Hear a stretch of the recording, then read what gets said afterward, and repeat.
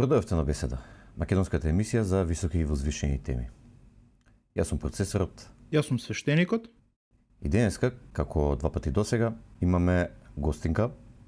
Значи, овој пат имаме женски гости, односно гостинка, со својот надимак Маргуда. Или на Твитер може да познавате како Floppy Disk. Денеска ќе разговараме за неколку различни теми кои што се од интерес на нашата гостинка. И сакам да ја посакам добре дојде и да ја оставам простор да се представи самата себе си. Така што добре дојде Маргуда во нашата емисија. Добро најдов, процесоре. Прво па женско. Се надевам че да оставам добар впечаток. Тај повеќе женски гости ќе имате и понатаму. Нема да дебатираме за негативни теми, ќе дебатираме за позитивни теми, за нешто што мене ме интересира, како што кажа, и сите нас уствари би требало да не интересира. И па добро, да искористам јас оваа прилика, да ја посакам добре дојде на Маргуда. Како што кажа, тоа е нашата прва жена гостинка. Сакам да разговараме на темата образование. Ние имавме веќе една епизода каде што зборувавме за менторство, каде што кажавме дека менторството е многу важна работа во градење на една цивилизација, на едно општество, бидејќи буквално ја превземаш одговорноста за иднината на таа цивилизација која што ја градиш, и ако немаш како што треба образование, ако немаш како што треба менторство врз подмладокот, тогаш ти всушност правиш еден ризик да во следната генерација се самоуништи самата цивилизација која што до сега сте ја граделе. Сакав да те прашам тебе, едноставно, како го гледаш вистинското значење на образованието денес? Дали е пренесување на знаење или е некој создавање на некој начин на размислување? Дали целиот начин на кој што се одвива образованието е погодно за оваа ера или создава некои луѓе кои што се како машини? Едноставно луѓе кои што научиле голем дел на факти и сега тие факти треба да ги исползуваат во одредена функција, нешто на работа. Или пак ги учи како да размислуваат, како да живеат. Што мислиш за тоа? По образованието, како што каже и процесорот, е основата на една држава, на една цивилизација. Треба да се стремиме да го подобруваме, и има образованието има јасно два става. Значи, првиот став или првиот принцип е пренесување на информации. Значи, се пренесуваат информации, се учат, се запамтуваат и така натаму. Вториот дел од образованието е можноста на наставникот или менторот да му возможи на ученикот да создаде свое критичко размислување, да формира личен став и да решава проблеми. Као сега по светот, сите држави тврдат, јас сметам дека тврдат, но не е тоа така, дека се стремат кон вториот дел на образованието.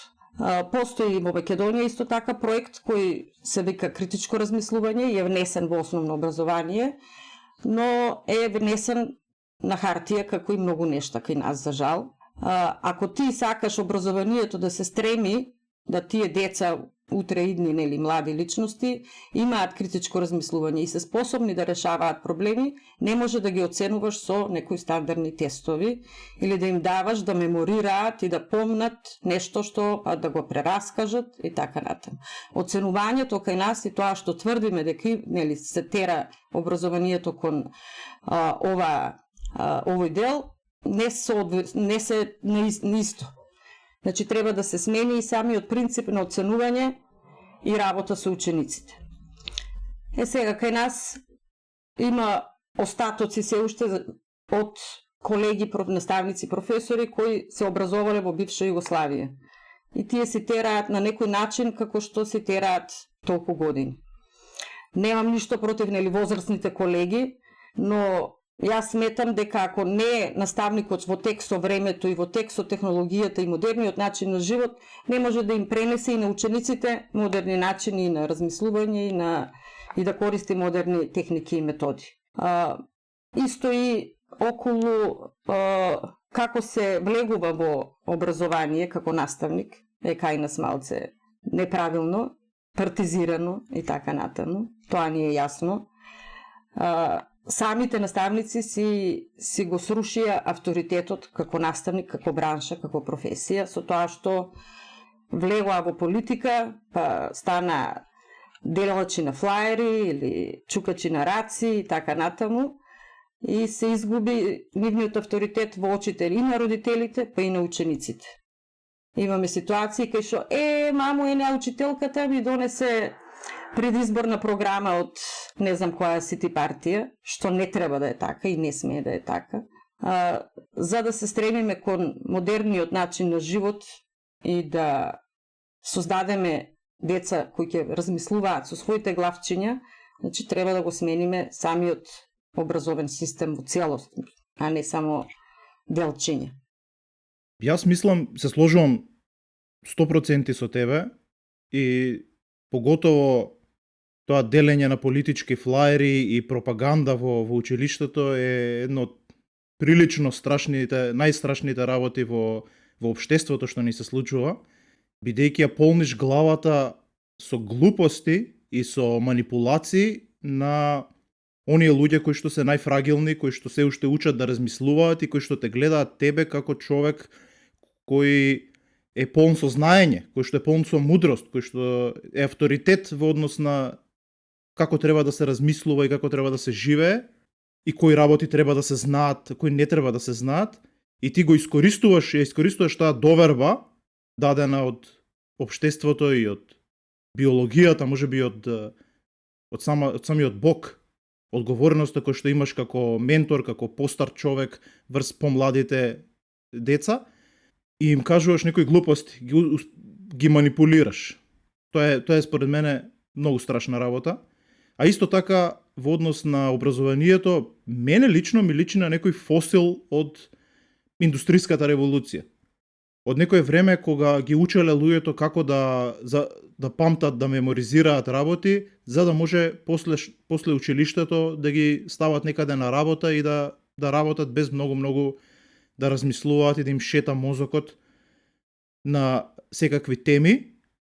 Сега добро е што полека, како што расте свеста и како што кажуваш ти, полека почнуваме да се да созреваме и во училиштето влегуваат некои, барем теоретски, некои теми како критичко размислување и така натака, меѓутоа повторно јас се сомневам дека тој што ќе предава критичко размислување добро размислил и разбрал што значи критичко размислување. Така да тоа е многу ризично исто така. Меѓутоа, ајде, да речеме, сме почнале со некои бебешки чекори да се движиме во правилна насока. Меѓутоа, она што мене ме интересира, исто така сакам да те прашам е, дали можеш во образованието во Македонија, па дури и во образованието во светот, да бидеш вистински ментор? Дали можеш да ги учиш децата како да мислат и како да живеат правилно, или не можеш? Едноставно, рацете на просветителот се врзани и тој не може да биде вистински ментор. Мора да биде наставник. Мора да биде она кое што му кажала програмата и она кое што тие над него, министерството, му кажале. Има многу филмови кои сум ги гледала, може би ми дале и стимул да станам наставник. Значи, наставник сум сакала да бидам уште од мали нозе.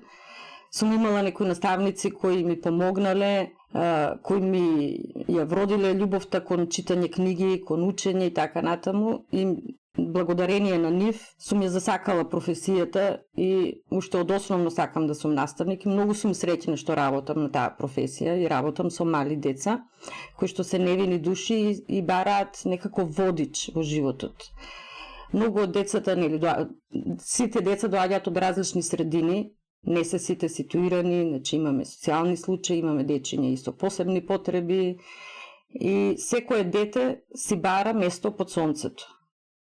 И прво, кога јас влегувам во училиште, ја отварам вратата и ги оставам сите домашни грижи и домашни проблеми на таа врата и влегувам со насмевка во училница и им се радувам буквално на децата. Тие мали душички сакаат и да се гушкаат, сакаат да бидат прифатени, може дома немаат љубов, може дома имаат проблеми и без разлика како ќе се одржи часот натаму, побитно ми е да створам конекција со секој ученик, што се над 100 секоја учебна година, отколку дали ќе го научат, нели, јазикот што го предавам или било што.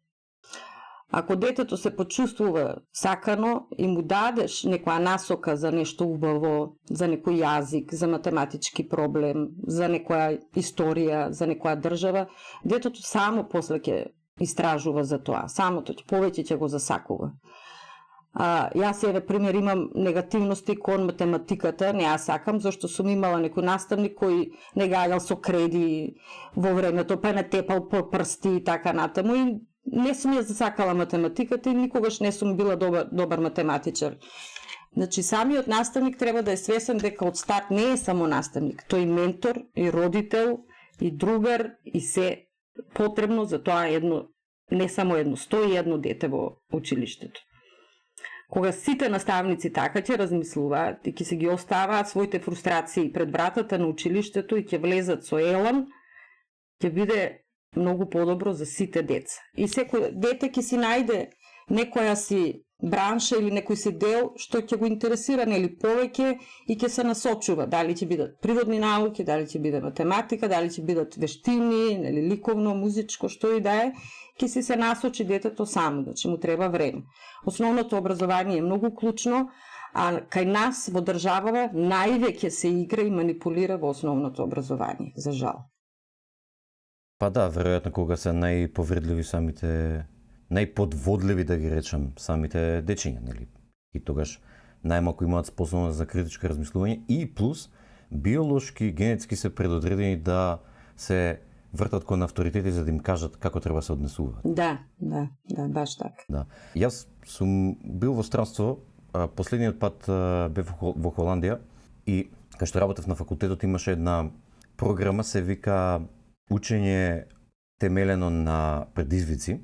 Имаше на многу добар, како да кажам, метода или принцип каде што самиве студенти беа поделени на групи и секоја група требаше да си назначи предизвик кој што си има процедура како се прави тоа, си има алгоритм како се прави тоа. Меѓутоа, кога ќе го направат предизвикот, кога ќе ги направат оние како истражувачки прашања сите тие работи, тука во целиот тој процес, па и понатаму, учителите, односно наставниците, односно професорите, се буквално ментори, значи самите студенти треба и се охрабрувани на тоа да дојдат кај учителите да ги прашаат кога нешто не знаат или да ги самите учители да ги насочат некаде, например, оди прочитај таа книга или тој труд или што и да е, или пробај со ова, пробајте со она, а не да им предаваат на класично пасивно префрлање, односно еве сега ова е предметов, вака научете го, ова треба се учи, ова е книгата, прочитате таму и така натаму. Туку со самото тоа што самите студенти си го задаваат својот предизвик, тие се многу поизаинтересирани да го научат. Затоа што е нивен предизвик, не е твој на професор, туку е нивен предизвик и они се многу поангажирани кон целата работа и многу повеќе учат. Нормално, кога се поизаинтересирани за нешто, многу повеќе учат. И интересното е што тоа беше, јас ги гледав самите студенти и гледав дека нивното критичко мислење многу повеќе доаѓаше до израз. Понекогаш нормално за некои работи заради тоа што критички размислуваат па ќе забегаат и во друга екстрема и ти како ментор, како професор треба, како предавач треба да ги вратиш назад и да им кажеш види, од искуство ова знам дека не функционира, например, заради тоа што ова, можете да продолжите така. Значи, имаш едно правило дека ти не смеш да им кажеш што треба да прават. Туку ти буквално си ментор. Доаѓаат кај тебе и те прашуваат за совет и ти едноставно им кажеш, види, во моето искуство, вака мислам дека не може да функционира, или пробај ова, или прочитај таа книга, или еве баш напротив ова што го кажуваш е многу добро, истражувај го повеќе и така натаму. И едноставно тие самите си се ангажираат околу целиот процес. И јас се надевам дека таков еден пристап кој што веќе е оформен и кој што го имам видео на лице место, се надевам дека ќе можеме и да го спроведеме кај нас. Или барем самите наставници, знаеш, да можат да тие што како што кажеш ти, што се поангажирани и што сакаат на вистина да бидат ментори, да постапуваат добро со своите ученици и да ги научат на критичко мислење, односно да ги инспирираат кон критичко мислење и постапување, да воведуваат делчиња од ова, па макар и на своја рака, без разлика што министерството не го задало тоа или што и да, едноставно на своја рака го воведуваат, затоа што, како што кажа свештеникот, денешно образование е формирано како остаток од индустријската револуција и идејата му е да направи запшеник во машината од секој човек. Да израсне во робот кој што ќе повторува и кој што ќе знае само еден тесен диапазон на знаење кои што се потребни за да се врши работата и толку. Не многу да се препрашува за другите работи и особено да не се препрашува за како функционира општеството, за кои се центрите на моќ и дали треба воопшто вака да функционира. Да, јас правам нешто, сега не знам колку е добро. Во периодот кога постоеше екстерното тестирање, ако нешто се сеќавате, децата беа потресени. И родителите, па и ние како наставници бевме. Тоа беше малце травматично и последните 2 месеци од учебната година само се фокусираше на тоа како ќе го поминеме екстерното тестирање и какви оценки ќе извадат децата, дали наставникот ќе биде казнет или така натаму. После тоа, од кога го прекина екстерното тестирање, јас заправ да правам тестови. На крај на учебна година сме правеле по дефолт, ни налагала програмата, завршен тест, да го сумираме знаењето што го научиле децата. Јас последните 5-6 години им давам проектна активност на поголемите ученици, да речем. И заедно си ја бираме темата, значи се договараме на час, дали 5-то или 4-то оделение, да речеме, и го употребуваат јазикот, значи тоа што го научиле преку годината, за да истражат на таа дадена тема.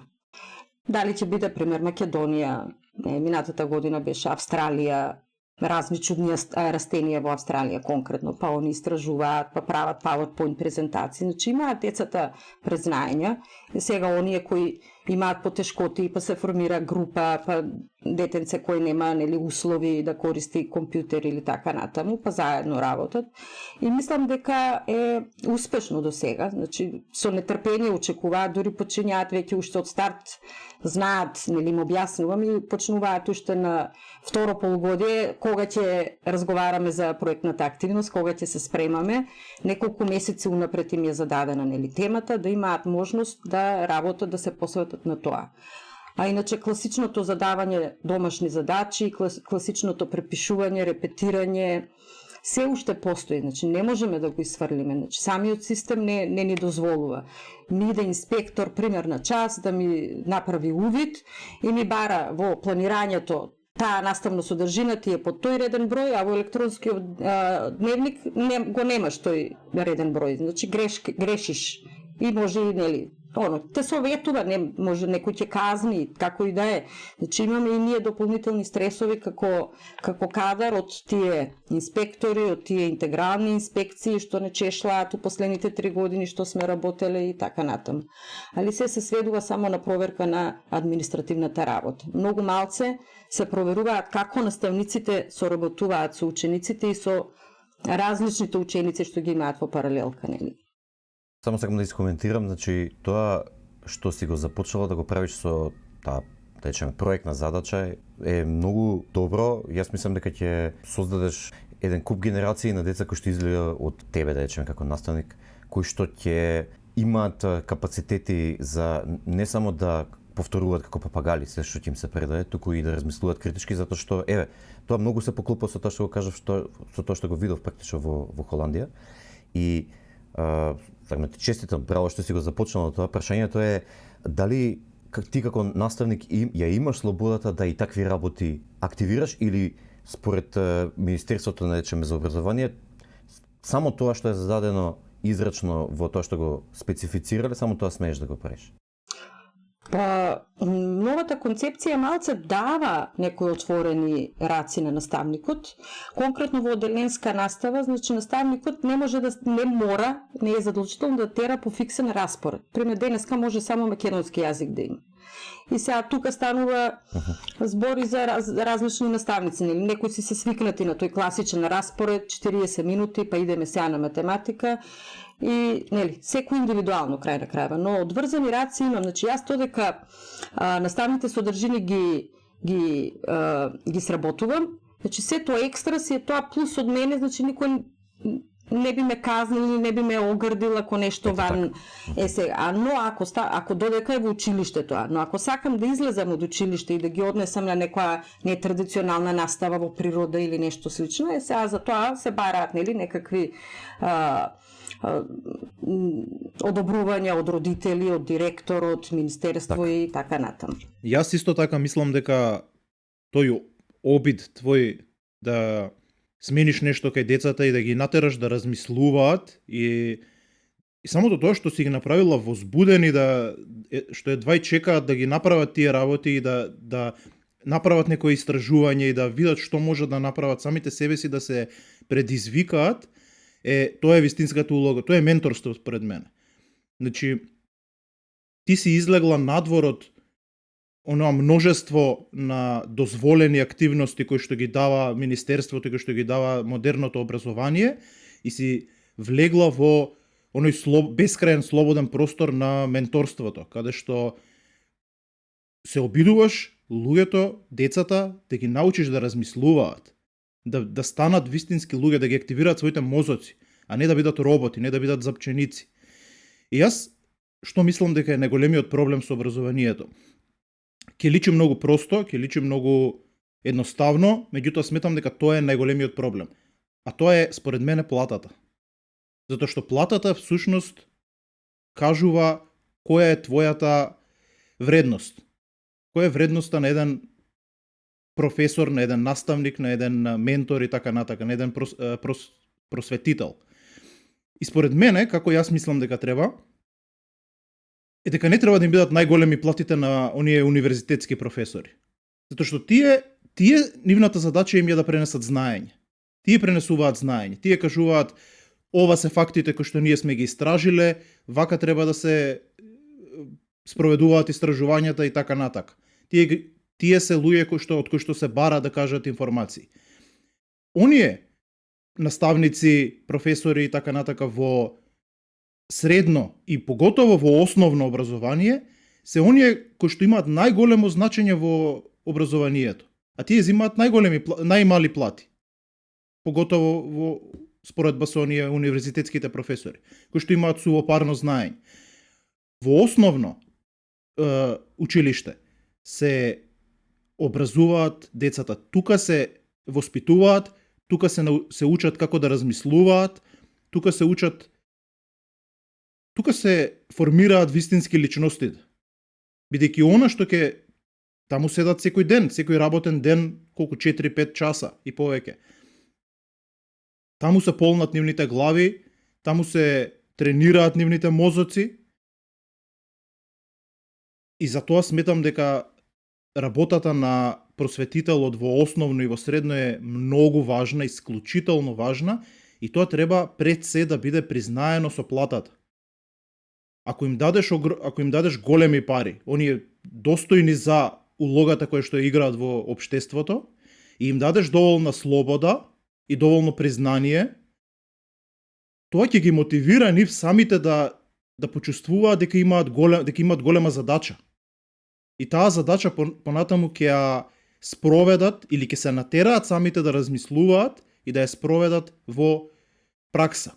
А оние кои што не ги бива, кои што се партиски вработени, кои што се бутнати со врски некако, самата одговорност ќе ги исфрли.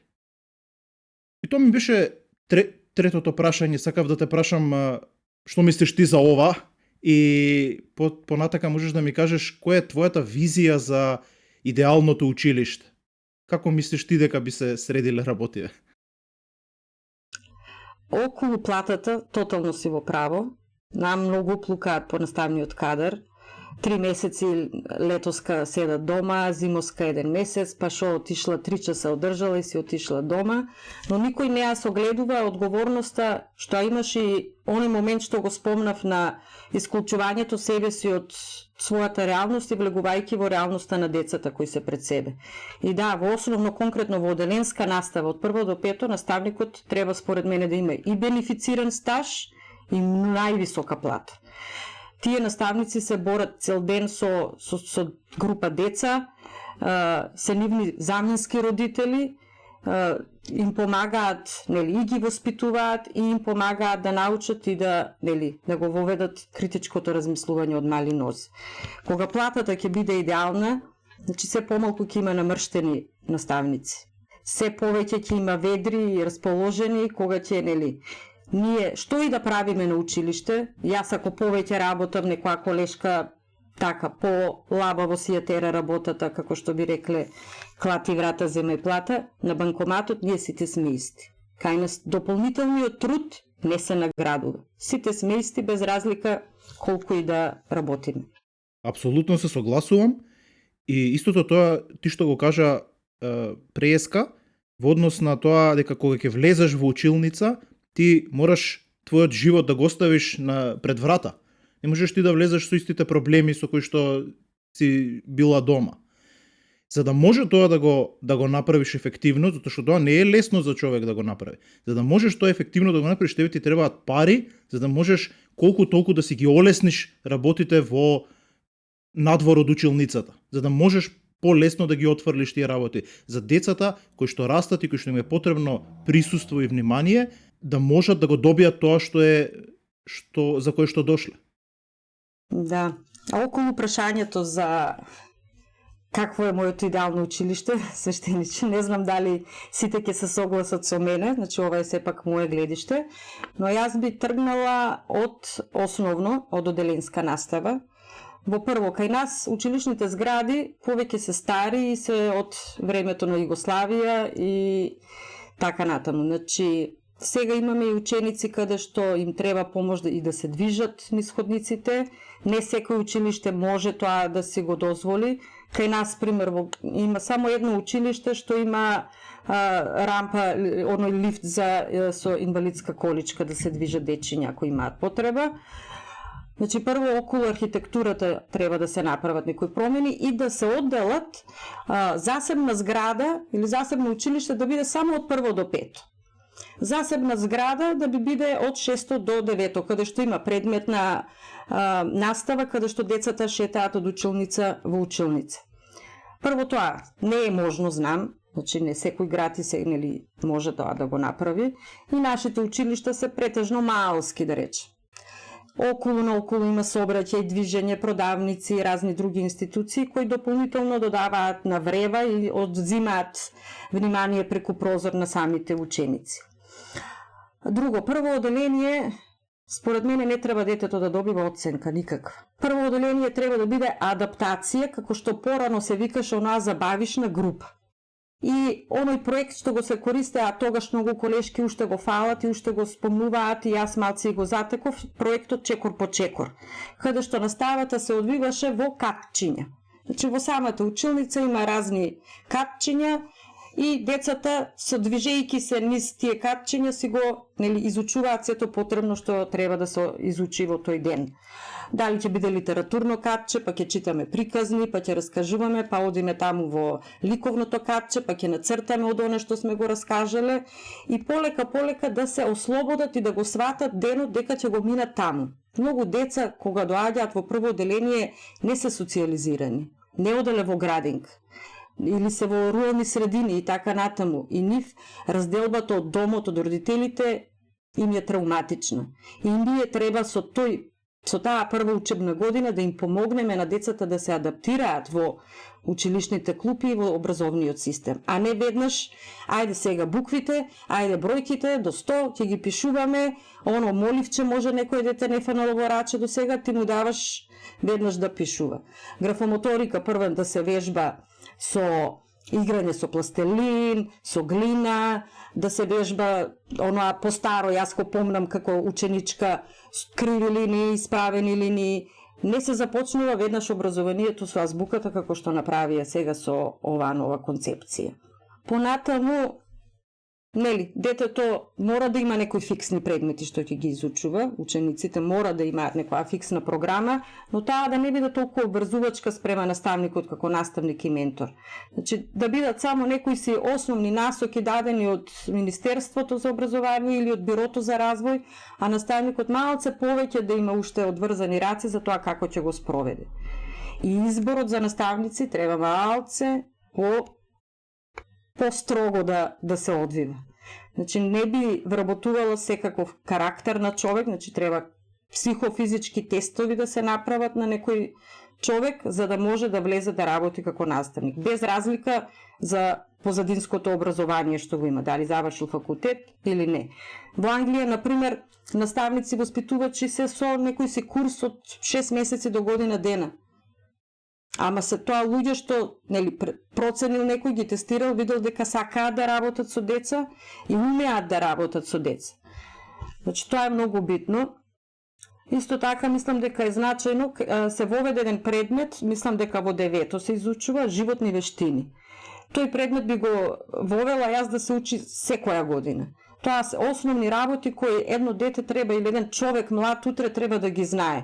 Од шиење копче со игла, од пржење јајца, од како да се снајде во банка, значи оние работи како што ти се потребни за во животот, а не само да буваме, пример, у Австралија колку овци имало 1985 и така натаму. Такви податоци, со еден клик, со два клика детето ќе ги научи, ќе ги дознае, но како да се снајде во животот, како да опстои, значи моето идеално училиште би се стремило кон тоа.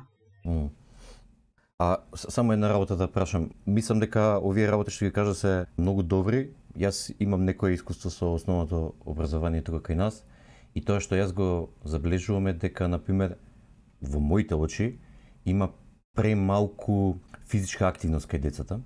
Мислам дека часовите по физичко се мали или се многу ограничени. Па сакам да те прашам, како го сметаш односот на онаа класична настава во однос на физичка активност кај децата, заради тоа што мислам дека во мојот поглед, мислам дека децата треба да бидат и многу поактивни физички, да се дружат, не само од аспект на да биде тоа структурирано, не мора да биде структурирана физичка активност. Значи некогаш може да бидат, да играат, не знам, ногомет, ракомет, што и да е, одбојка, ама некогаш може и да бидат чисто пуштени на часот по физичко, односно по надворешна настава во дворот или било каде, да едноставно се дружат, да ја потрошат енергијата и се тоа особено е проблем знам со машки деца, заради тоа што имаат многу енергија, многу се, да речеме, бесни во наводници и физички ако ја потрошат енергијата, тогаш ќе бидат и повнимателни на самите часови. Меѓутоа некако не им се остава простор и после тоа се чудат луѓето зошто машкиве деца се гаѓале на часови, се дереле, се карале, па се караат заради тоа што немаат потрошена енергијата, еве да речеме ќе имаат повеќе енергија, помалку мирно седат и сето тие работи.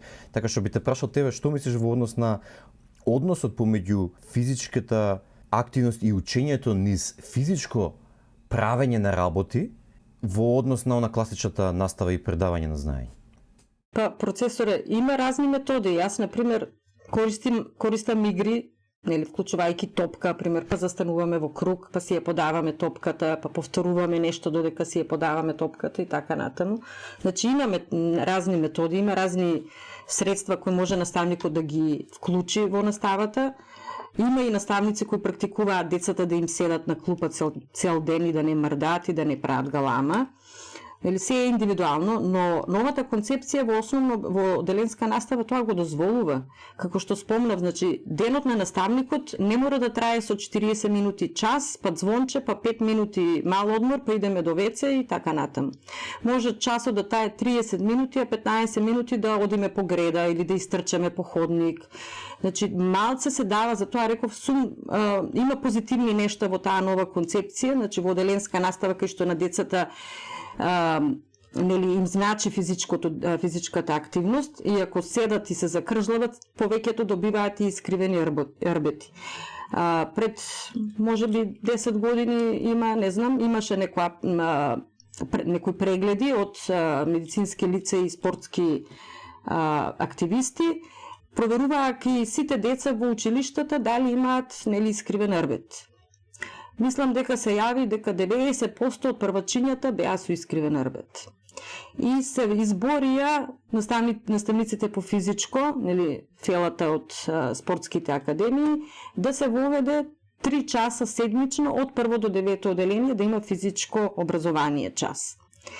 Сега, тие часеви, како се држат, исто така индивидуално и не би ги коментирала. Така. Значи, учат децата и за разни спортови, но јас мислам со едноставни игри, одење по греда, преку прескокнување, преку јаже, нешто. Значи, таква активност им треба, како што кажа и ти, да си ја потрошат енергијата конкретно во право си за момчињата. Па знам и од лично искуство, знам јас колку сум бил бесен кога сум бил во основна школа. И знам зошто сега, тоест покасно сум сватил зошто, затоа што едноставно различни се машките и женските и треба различно да ги третираш за некои работи таму кај што, нели? Да, ја се случува, извини, во една ситуација имав момченце едно што, значи не можеше да седи повеќе од 5 минути мирно. И, знаеш, он пишува нешто или работи нешто и почнува да игра, да се движи. Јас, иди, викам, наполни ми чаша вода од веце.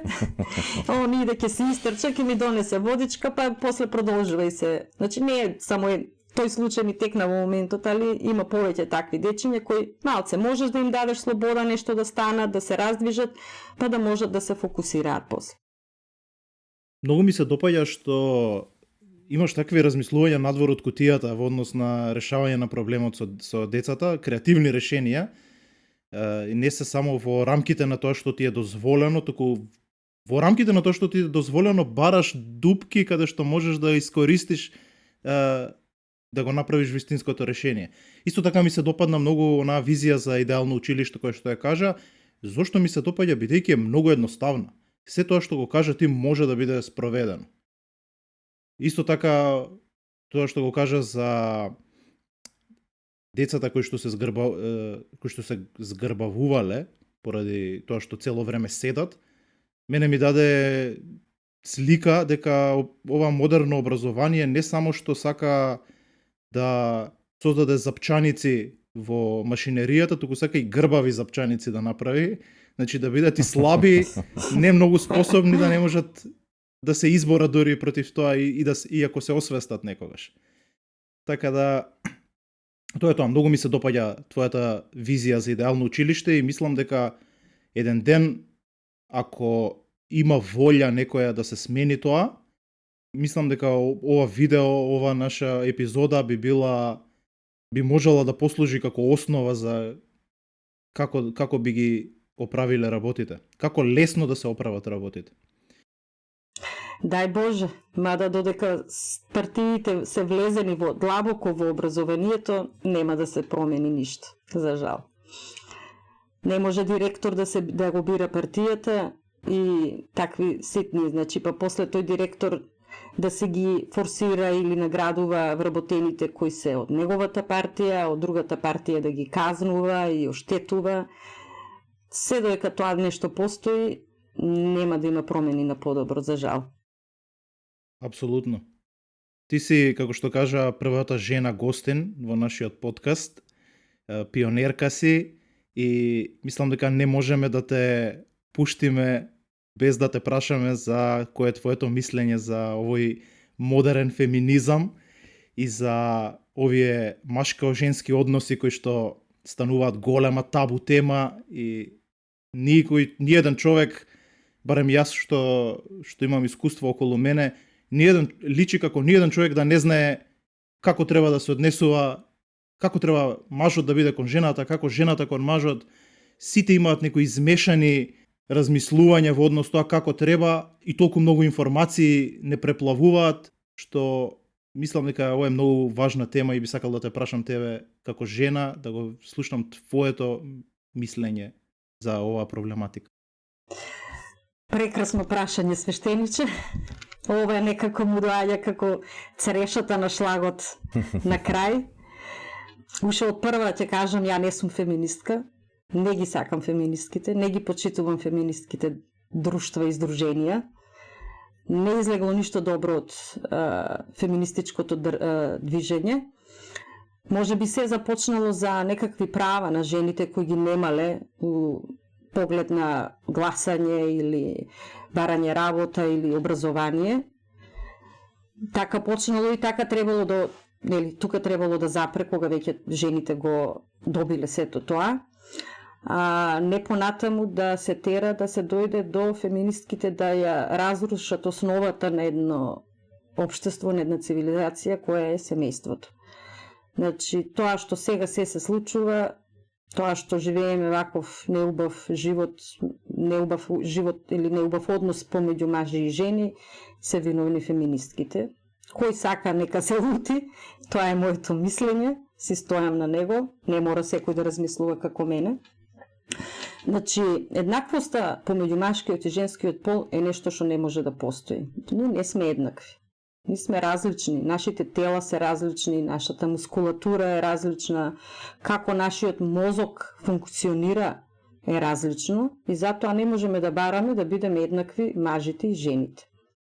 Жената е нежна, жената треба да се згрижи, треба да биде заштитена од мажот, да се осеќа сигурна со него, безбедно, нели, и да се труди да му го направи животот или борбата за опстанок подобра на мажот, не да му го сгорчува животот. Пред некое време, баш на Твитер имав, може година дена има поминато, една дискусија или расправа со одредени феминистки, каде што плукаа по една особа женска, која решила да си ја затвори кариерата, т.е. да не оди на работа, кога се омажила да стане домакинка и да се грижи за семејството, домот и мажот. И они почнаа да ја напаѓаат, као ти не си жена, ти не си феминистка. И јас влегов со еден реплај каде што реков, добро, нели е тоа нејзин избор? Нели се боревме да жената има избор или право на избор што сака да прави? Што му фали на тој избор? Ако јас сум имала некој маж кој добро заработувал и допринесувал дома, не би одел и јас на работа, како да ви кажам.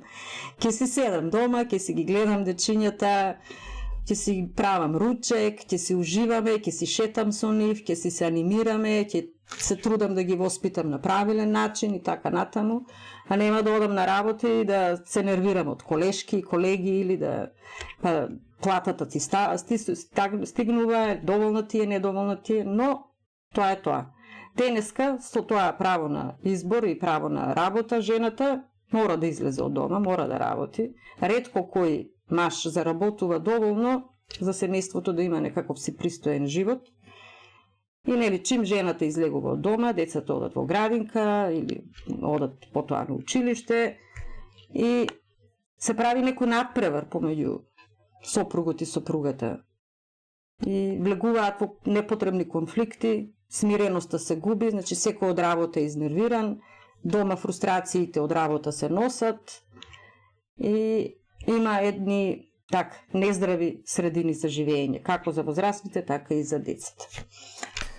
Знаеш како класичната феминистичка реплика на тоа, одговор би било дека всушност еве таа жена конкретно што ја спомна, па и ти, например, или некоја друга, било која друга жена која што би сакала да остане дома и со деца, тоа го прави и сака да остане дома заради тоа што го интернализирала патриархатот и станала негов несвесен агент или робот, кој што не знае сега женава што сака, всушност патриархатот и ви се всадил во главата како вирус и кажува сега што да прави и она си работи против својот интерес. Што би одговорила на тоа?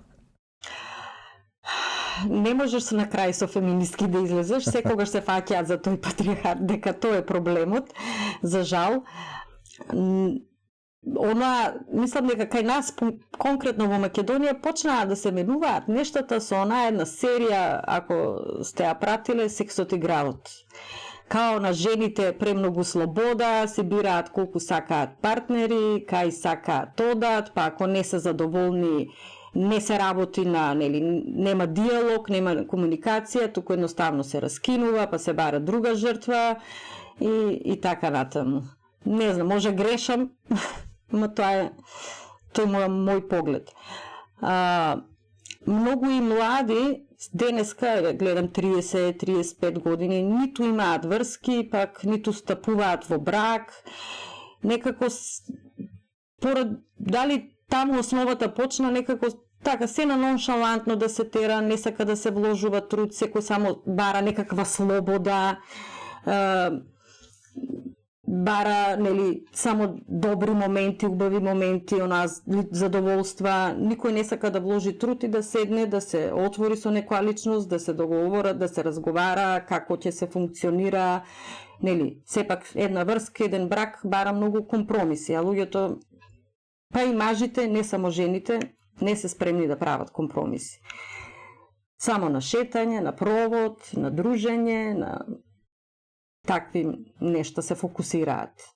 Мислам дека во одреден дел ми ја врати надежта со ова што го кажуваш, бидејќи гледам дека има и други луѓе, не сме само ние двајца овдека што си збориме, дека има и други луѓе кои што ги имаат истите размислувања, истите гениални размислувања, бидејќи кога целиот свет околу тебе ти вика буквално во лице и ти кажува како треба да размислуваш и како да се однесуваш, и дека ако направиш мала измена во тоа, во нивната идеологија, дека ќе бидеш соочена со толкава реакција и ќе бидеш осудувана и ќе ти биде кажано дека интернализираш што и да е и така натака, и покрај тоа има луѓе кои што се освестиле и кои што велат не е така. Јас гледам како е, имам искуство, имам знаење, гледам дека не е така. Гледам вистината, дека мажите и жените се различни. Имаат различни потреби, имаат различни размислувања,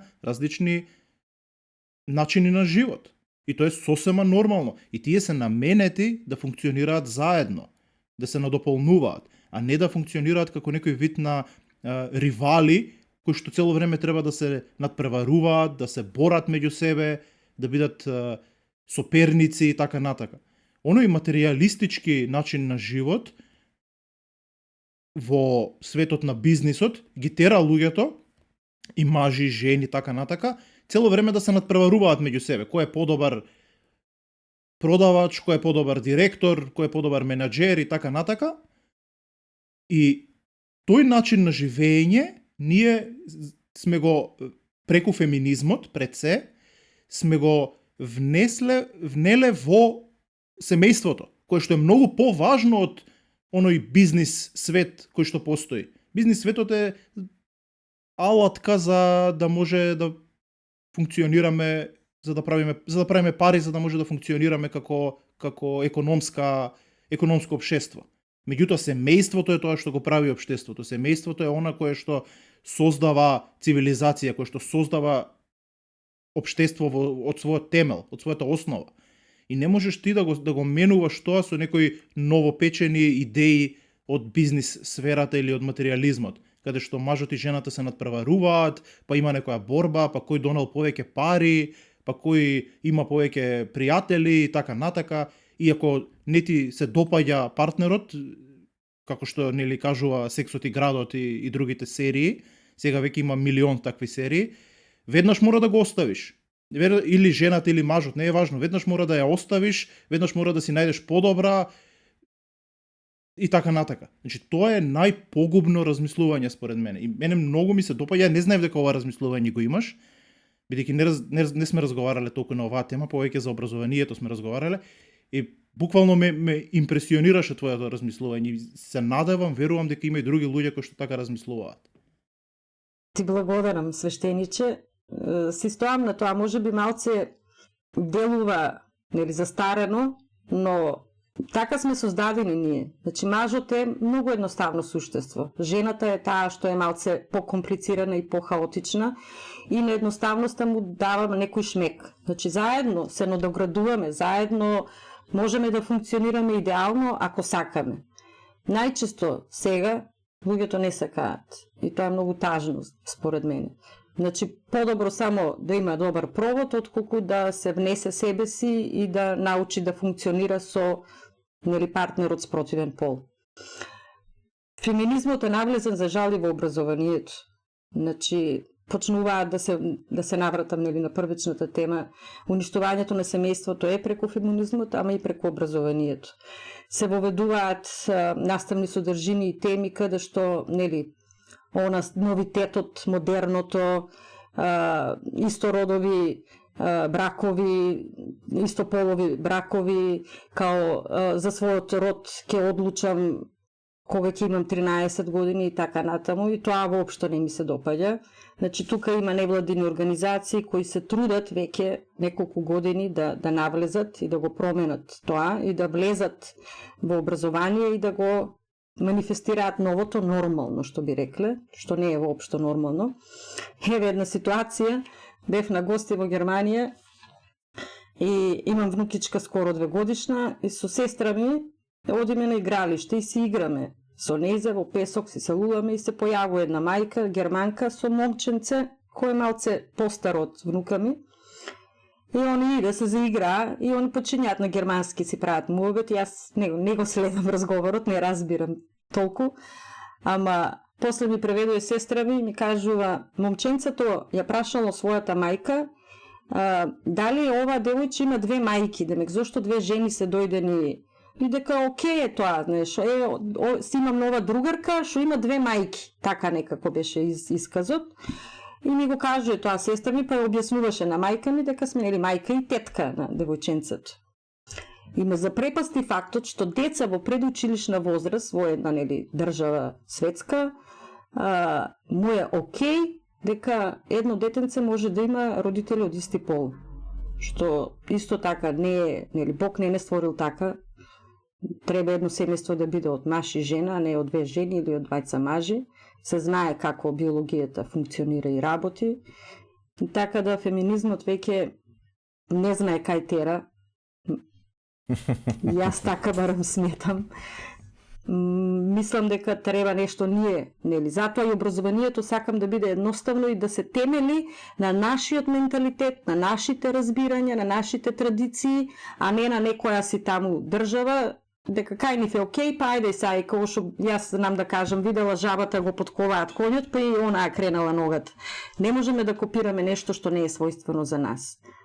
Поред мене образованието треба да биде екстензија на семејството, а не обратно. Не може образованието да каже како треба да ти биде тебе дома, туку семејството треба да каже како треба да биде образованието. Точно, да. И не може да уредува и да оди контра интересите на родителите, не може да иде контра интересите на едно здраво и зрело општество.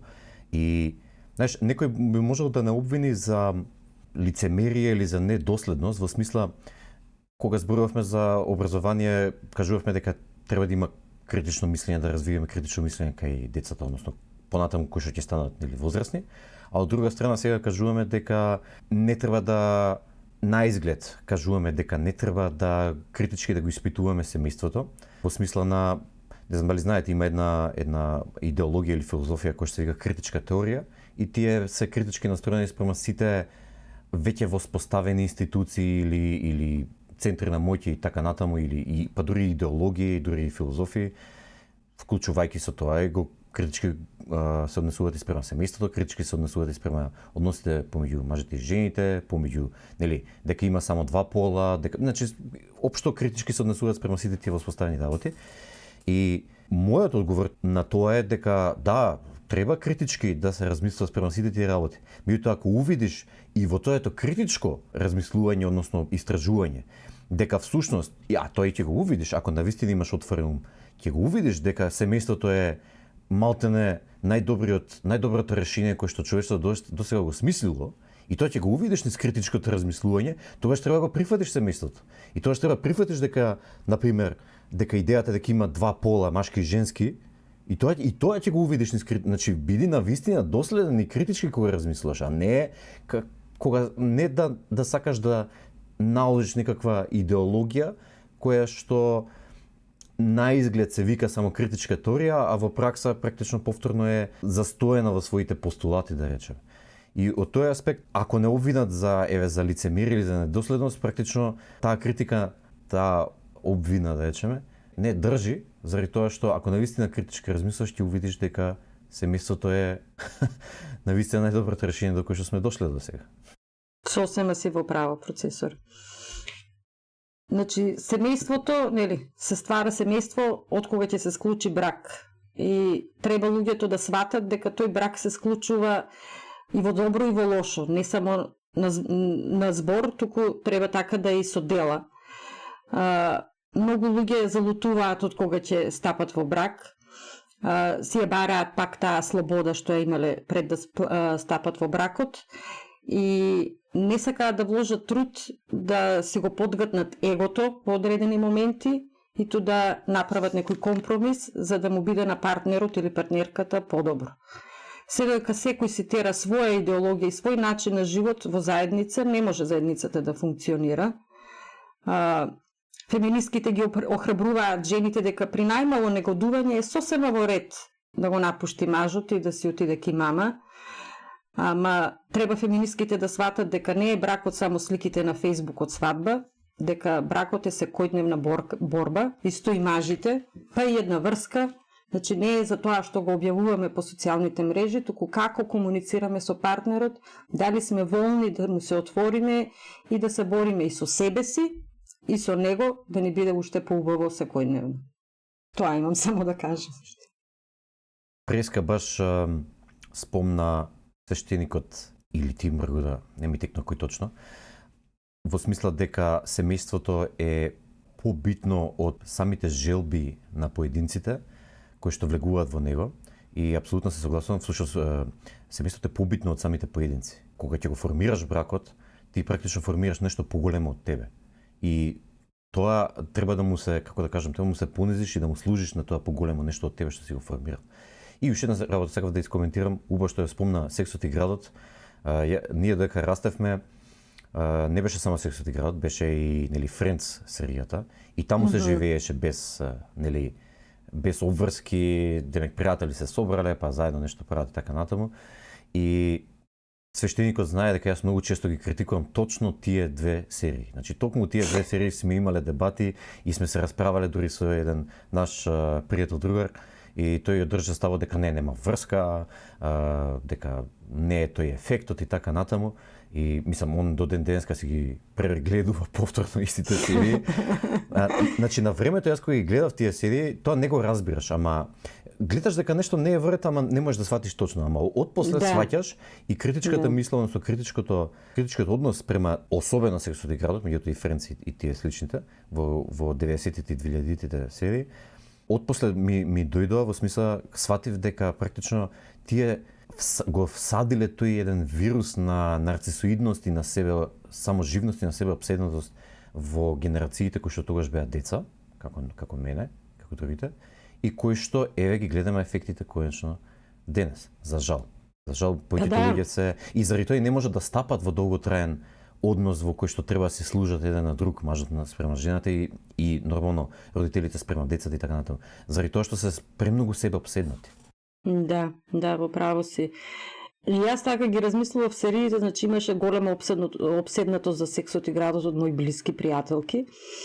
И не знам, нивните размисли не сум ги делела, но со текот на времето мислам дека ќе сватат жените, ќе сватат дека бидејќи имаме се повеќе сами жени кои не се оформиле себе си како сопруги и како мајки, а на жената по природа и е потреба, нели биологијата ја тера да еден ден стане мајка и дека ако не се остварила како мајка на 20, на 30 години, на 40 можеби е веќе доцна, кој ќе успее, кој не, стануваат се поисфрустрирани и најчесто собираат животинки околу нив, па се грижат као за нив, па им ја даваат таа љубов која треба да ја дадат кон своето дете, кон тие животинки, што не е нормално и тоа. Жената е створена да биде нели заштитник на семејството, да биде мајка.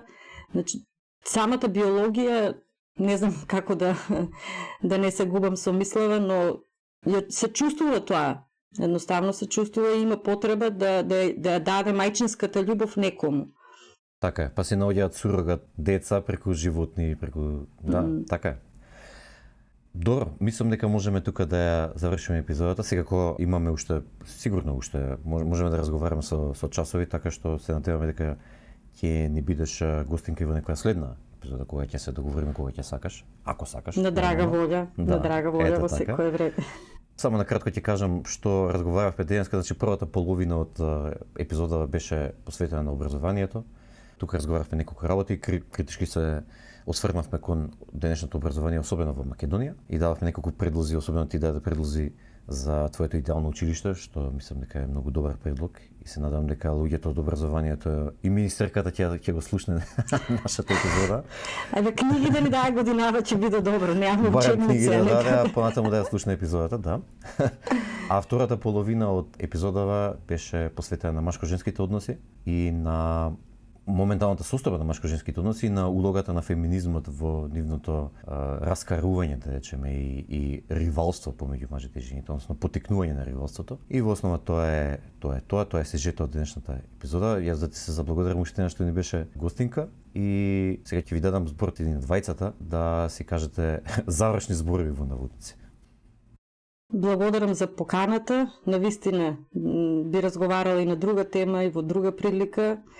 Јас вас и ве заследив и ве засакав во ист момент со епизодата за машко-женски односи што имавте на беседа. Прекрасни личности, ќе дебатираме и следен пат. Многу ви благодарам и за можноста да си го кажам моето мислење и моето размислување. Јас ти благодарам многу и за размислувањето, и за твоето гостување. Значи, и за гостувањето и за идеите кои што ги имаш, бидејќи навистина ми се допадна. Би сакал да завршам со практичните совети од оваа епизода. Образованието е една од најважните практики во општеството. Тоа треба да се реформира во однос на учење на луѓето да размислуваат, не што да размислуваат. Како што кажа ти, идеалното образование не е нереална идеја, туку е лесно остварливо. Се што е потребно е повеќе свест и поголема посветеност. Исто така, зборевме за машко-женските односи, тие се темелот на семејството.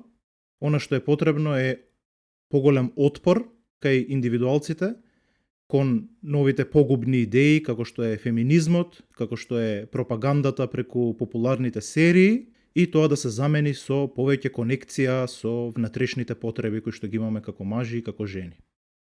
И може би јас би додал последен практичен совет, а тоа е дека бидејќи сега имаме веќе и во нашиот список имаме и гостинка, не само гости, не само мажи да зборат, туку и жени, да увидат жените дека не боли и дека можат да дојдат, ако сакаат, да не учествуваат во емисија. Не е страшно ништо, нели?